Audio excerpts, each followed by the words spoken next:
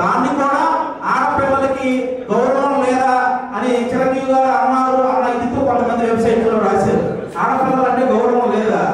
మీరు ఆ జోన్లు రాగి పంటలు వస్తే ఇంకా మహా అయితే ఒక 10 రూపాయలు డబ్బులు చేతిలో పెడతారు, లేకపోతే ఒక పావలా జాకెట్ చేతిలో పెడతారు.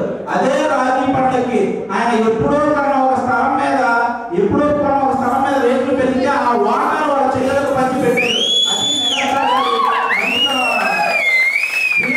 ఒక ఆవిడ బేబీ అని ఒక ఆవిడ ఉంది కదా, ఆవిడ ఎక్కడో విలేజ్ నుంచి వచ్చి ఇక్కడ పాటలు పాడుతుంటే ఆవిడ చాలా బాగా పాడుతుందని చెప్పి ఇంటికి పిలిచి ఆవిడకి ఒక శారీ పెట్టి, మన సురేఖ గారు చిరంజీవి గారు ఒక శారీ పెట్టి అలా ఆడవాళ్ళని గౌరవించడంలో ఎప్పుడు కూడా ఎవరినైనా ఎంకరేజ్ చేయడంలో కానీ గౌరవించడంలో కానీ ఈవెన్ మా జబర్దస్తులు ఎప్పుడైనా గృహప్రవేశం ఉందని చెప్పి చిరంజీవి గారు ఇంటికి వెళ్తే భార్యాభర్తలు ఇద్దరికి బట్టలు పెట్టి పంపించే సంస్కారం ఉంది చిరంజీవి గారు. సీత వచ్చింది అబ్బా పర్ఫార్మెన్స్ పీక్ లో ఉంది కదా అన్నారు.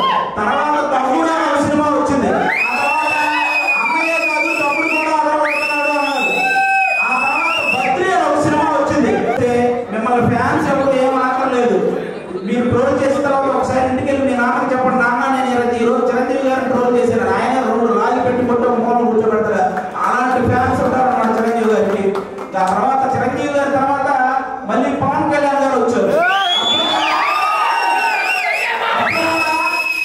అన్నయ్య డాన్స్ చేస్తాడు, ఫైటింగ్ చేస్తాడు, మరి తమ్ముడు సాఫ్ట్ గా ఉన్నాడు, ఏమైనా చేయగలరా అని అనుకున్నారు.